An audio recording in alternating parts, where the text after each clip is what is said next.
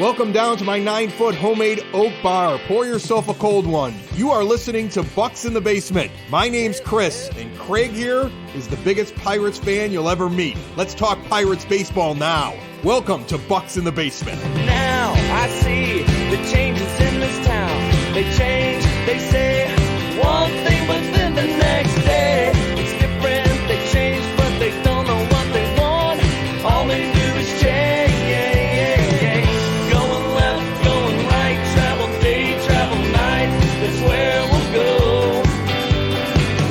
No excuses, no goodbyes, no one cries, no more lies. We'll never know.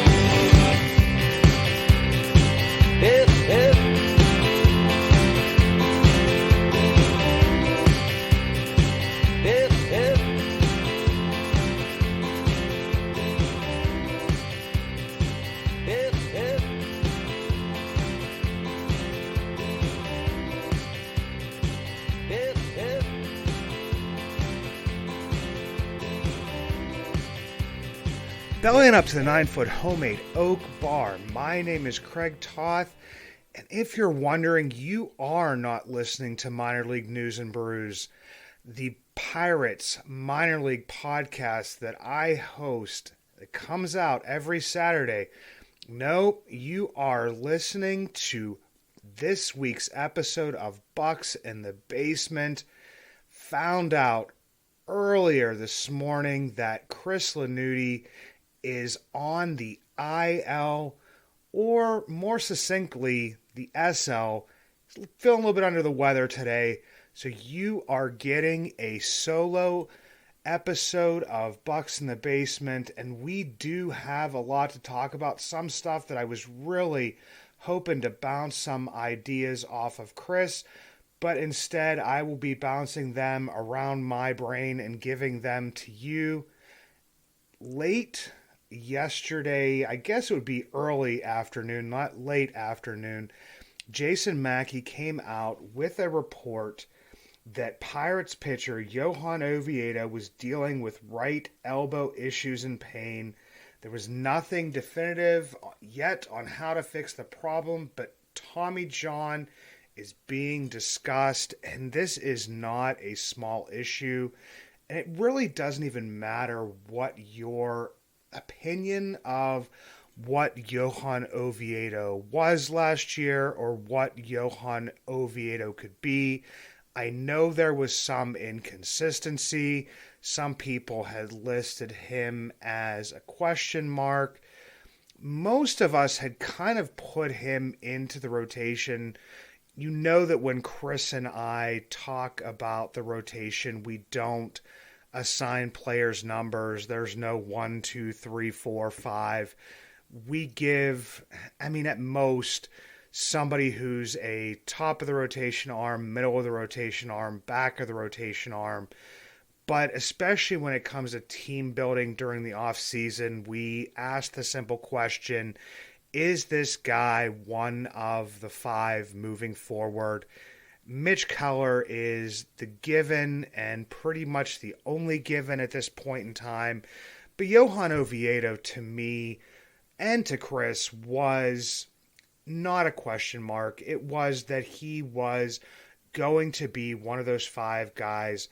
His ERA wasn't stellar last year, but as you know, Chris and I always look at the whip. Johan Oviedo down below 1.40 with the 1.373, which would make him a starter on, I would say pretty much almost every pitching staff within MLB. So, you could count him to be at least a 5 or a back end of the rotation, depending on how you would want to say. We would want to say probably at the best, maybe middle, maybe a 3, depending on who you're looking to add.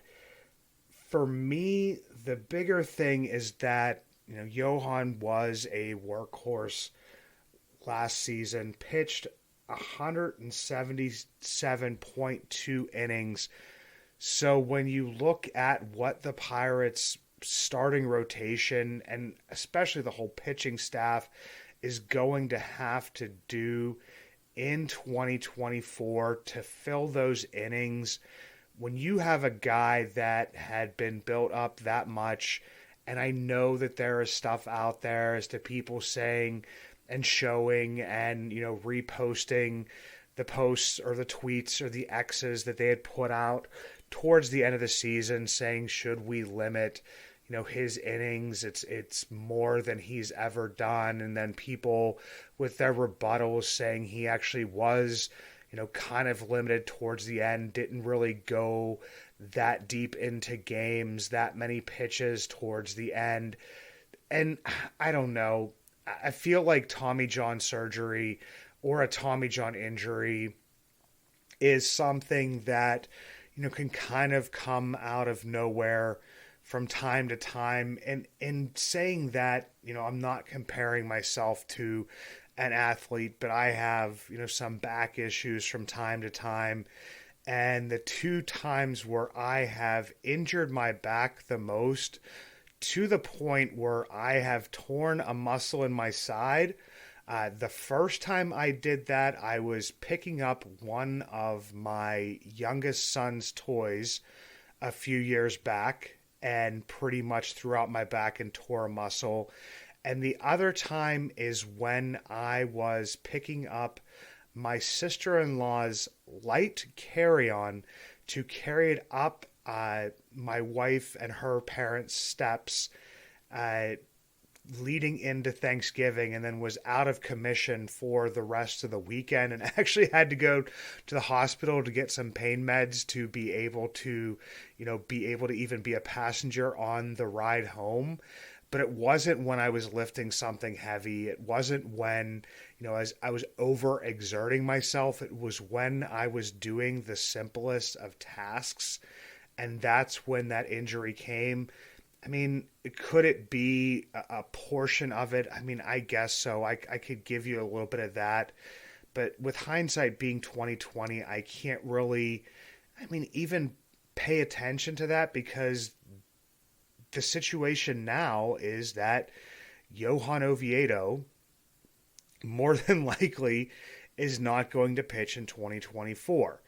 Last week, when Chris and I were talking about the additions we would make to the Pirates roster during this offseason, we talked about 3 starting pitchers, a first baseman, and an outfielder at minimum.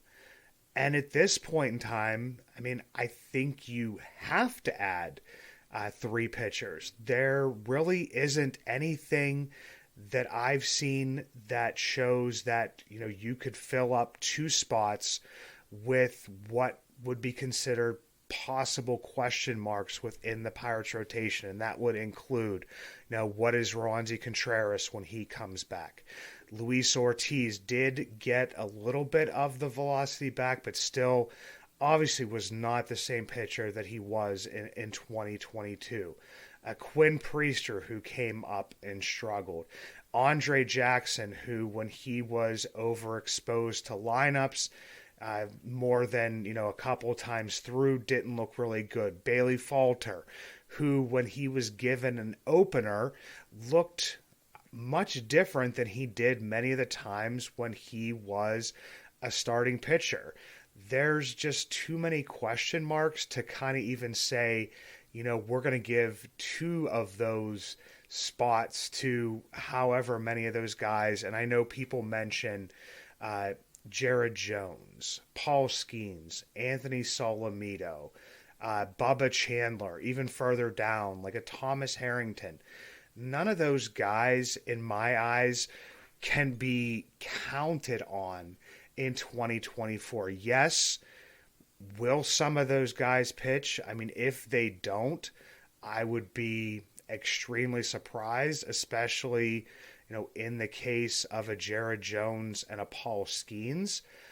But to be meaningful parts of the rotation and counting on that in 2024, in a year where Ben Cherington said that the team would try to get to the point where they had at least 84 wins, which would put them in a position to get to the playoffs. I really can't see how, if you add how the Pirates have added over the past couple years, which is sort of, either reclamation projects in a Tyler Anderson, giving them a shot with like a Jose Quintana, looking for a guy who would hopefully eat innings and would just be a professional within your rotation in Rich Hill, and then adding, just a shot in the dark, a dartboard throw type of player,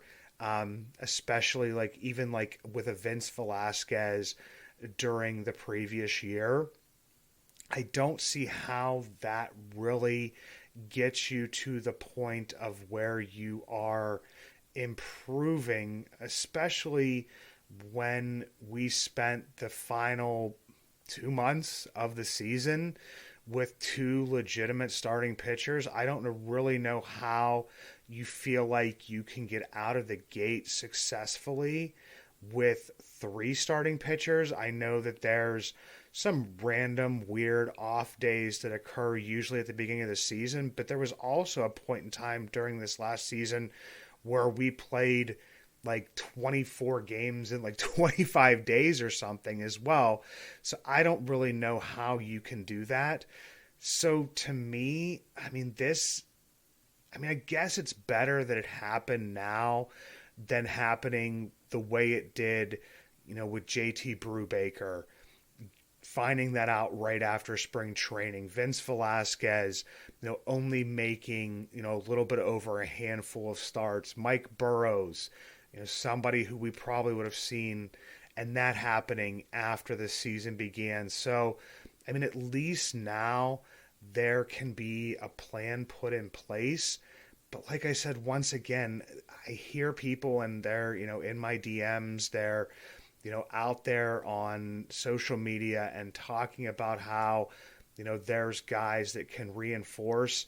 Well, I can't really count on those guys, number one, because most of them are going to need at least some polishing within the minor leagues.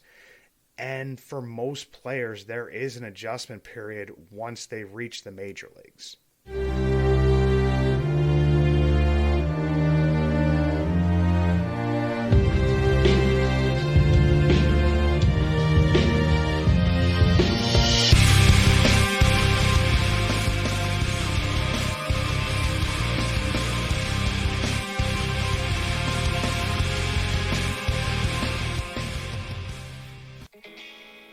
If you ever see me out and about in Pittsburgh, you will always recognize me, and not just because of the white beard, but also because of the Y that is always on top of my head, the hat I always wear. The Yins brand, proud partners with Bucs in the Basement.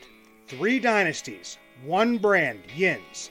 Finally, 1 brand to rep all black and gold. Follow @ShopYins for new merch drops and giveaways. Order online at www.shopyins, the emphasis on the 2 Z's, high quality comfort, lightweight materials, a new modern look for the black and gold, made for Yins by a Yinzer. Sticking with starting pitching, Ben Cherington spoke on the MLB Network about adding starting pitching not only through free agency, but also through trades. Reported out there, I think that was Kevin Gorman from the Trib, said that Cherington was going to attack this offseason. When he made those comments, I just kind of thought in my mind, did he know, and thought in my mind right now, not thought in my mind at the time, did he know, what was going on with Johan Oviedo and putting such an emphasis on starting pitching? And people have asked me, kind of why I don't list players that I want the Pirates to acquire or players that I want the Pirates to trade for. And the simple answer to that is that I don't know exactly who the Pirates are targeting. And I could throw out 25, 30, 50 names and maybe get one of those names right. But I really don't see the point in that. It's like, yeah, I got it right, but if you name enough players, I mean, obviously you are going to get it right. To me, like, you put these starting pitchers and even the position players, but I mean, more importantly, the starting pitchers, especially since that is a huge need for the Pirates this offseason, I put them almost like in tiers. And I break down those tiers in my head, and it's not even like by players necessarily. It's by, the type of contract those players are most likely to receive.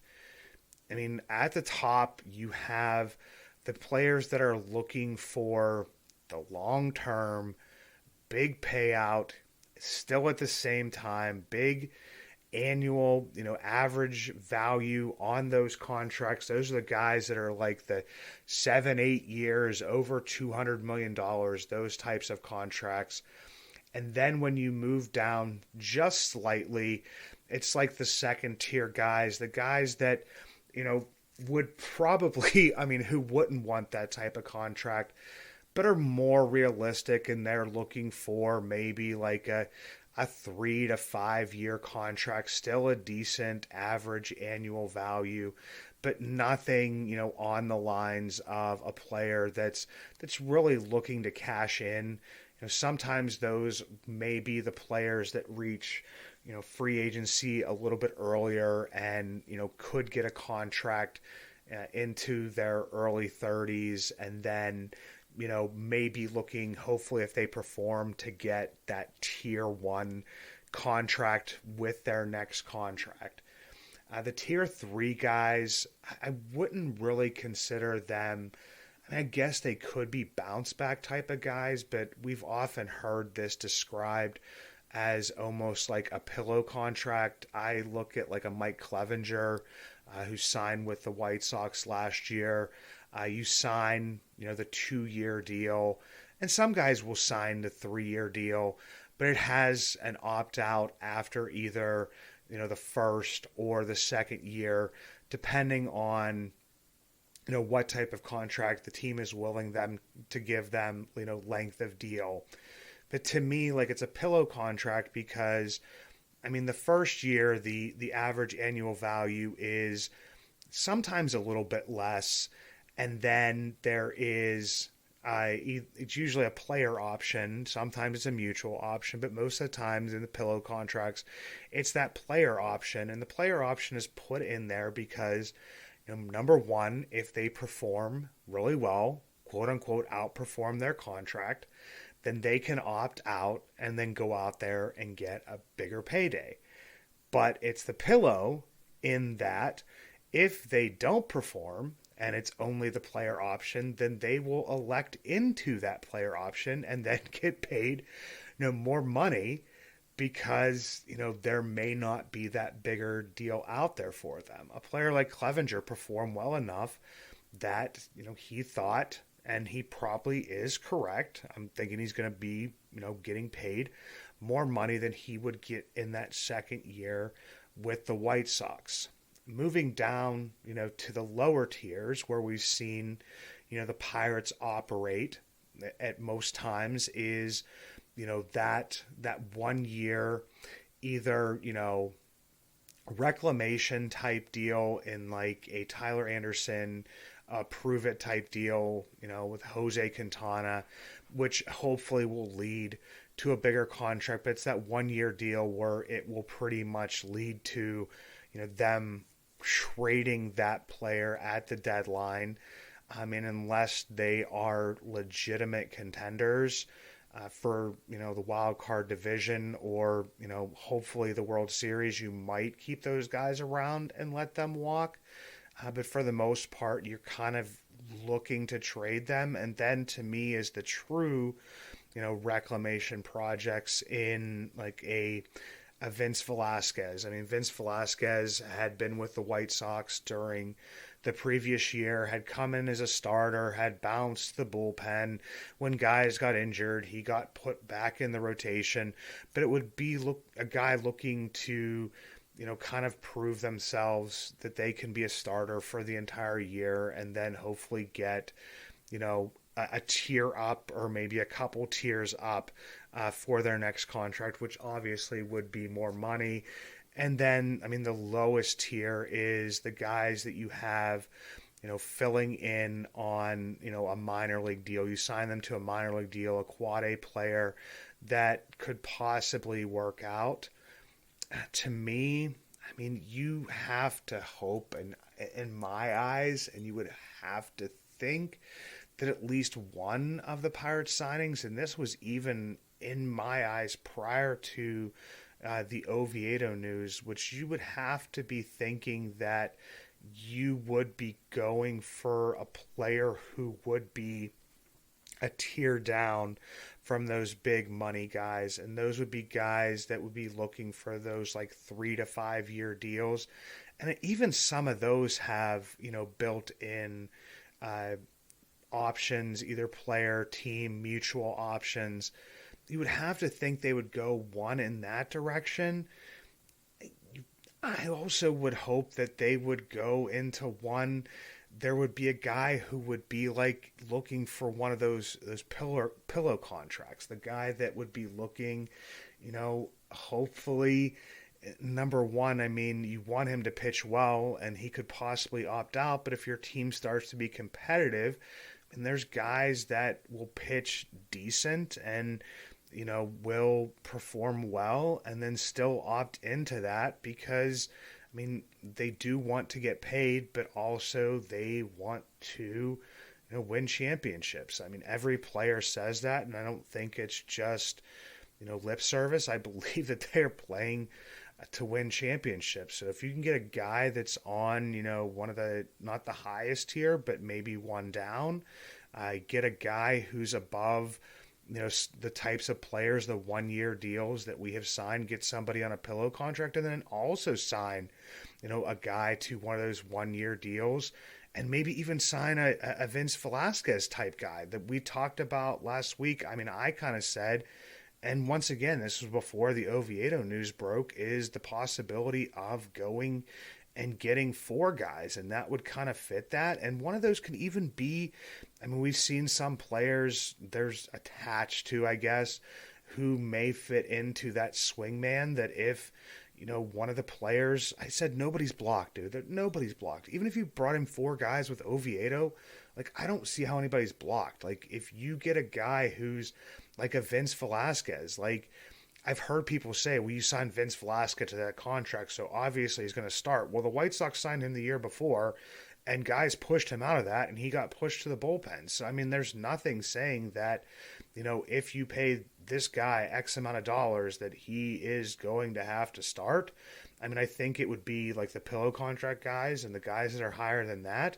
But I don't see any contract that the Pirates have handed out in the past few years that guy is going to be like guaranteed to start. I really don't accept that. So, I mean, I think we're at the point here now, definitely 3. I'm still pushing towards 4. It's time for Ben Cherington to attack.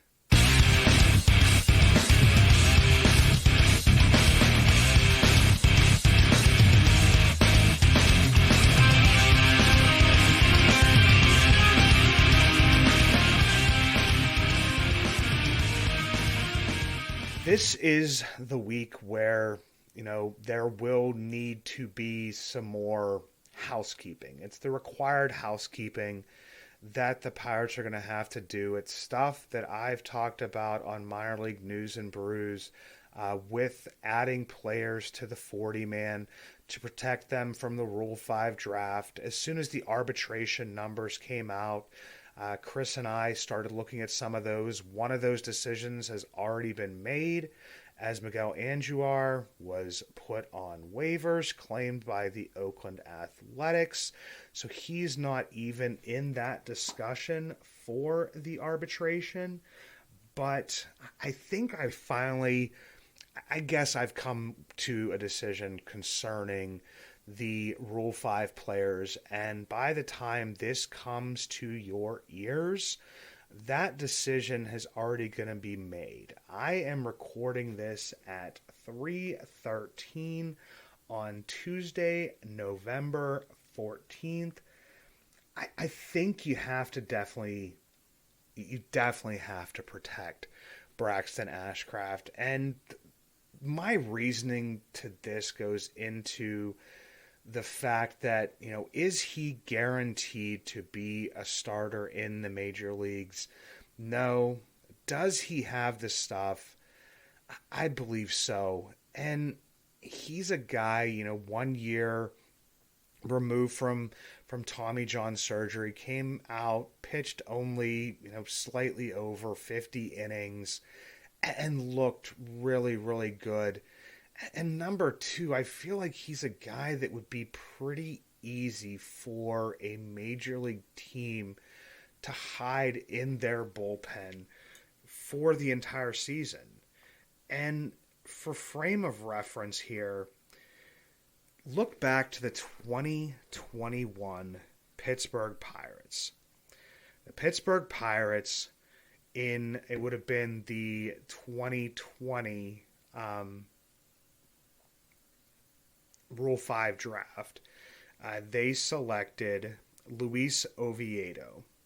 And Luis Oviedo in 2021 for the Pirates made 22 appearances, pitched 29.2 innings, and if you guys remember, there was like some, injury that he needed to, go down or be rested and different stuff, and you can kind of spread that out, especially with a bullpen arm.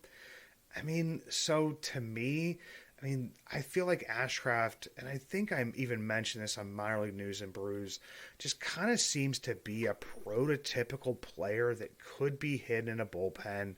It's a guy that's had been injured, a guy that could be, you have the ultimate goal of, hopefully stretching him out into a starter, can hide him in the bullpen for a season. If he only has to pitch 29.2 innings in the majors to hold on to him. And yes, the Pirates ended up, kind of letting go of Luis Oviedo after that, but you could see how Ashcraft could fall into that category of a guy that you could hide in a bullpen for a year. Beyond that, Sung-Chae Chang, talked at length about him. Go back and listen to all the episode of Minor League News and Brews. Jace Bowen, do the same. To me, I've just kind of come to the conclusion that, if they decide to protect one or both of those guys, wouldn't really have an issue with it.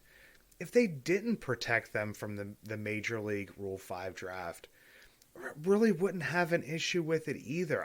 I really don't know if either one of those players could contribute in 2024.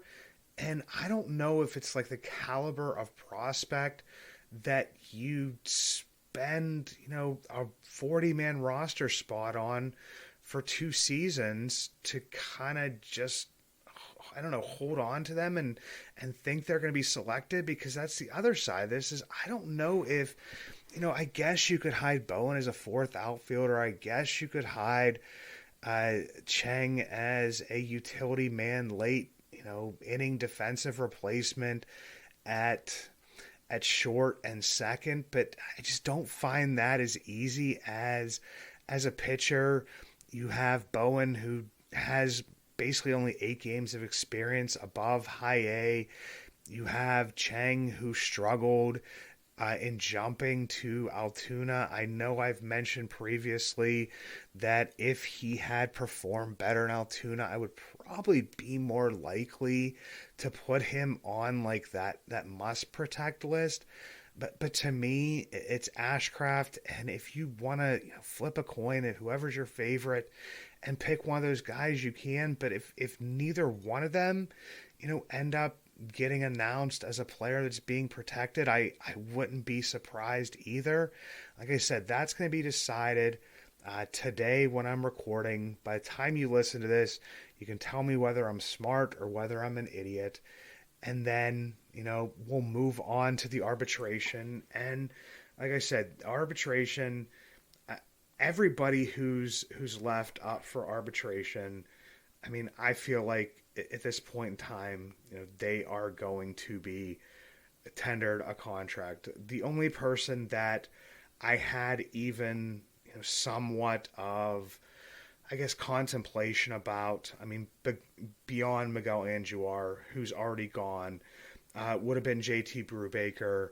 But with, the injury to Oviedo, with all of the other injuries, with the number probably not being that high, I mean, it's estimated by MLB Trade Rumors to be $2.28 million. You might be able to sign him to a little bit underneath that before you even have to tender the contract. I mean, that could come out before the deadline on Friday.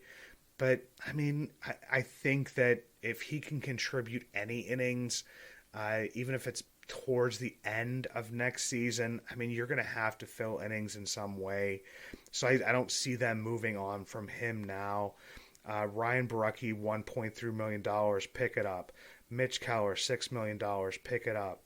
David Bednar, $4.7 million, pick it up. And in my eyes, Connor Joe, $2 million. I've seen him as, somebody out there, and he was even listed as a potential non-tender candidate. For me, I'm tendering him. He's a good bench bat, overexposed. He's not a starter, so I think that people kind of soured on him towards the end of the season. But if you have him in a bench role, filling in right field, filling in first base, whatever it may be, I feel like you need players like Connor Joe on the team. And once again, you can listen to this, and then after that decision's made, you can tell me I'm smart, you can tell me I'm an idiot, but hopefully next week Chris will be back and you won't have to listen to my voice the entire time. And more importantly for me, I can bounce some of my ideas off of Chris, because I really like to do that, because he gives opinions at times that kind of really make me think, and hoping that you guys enjoy this one.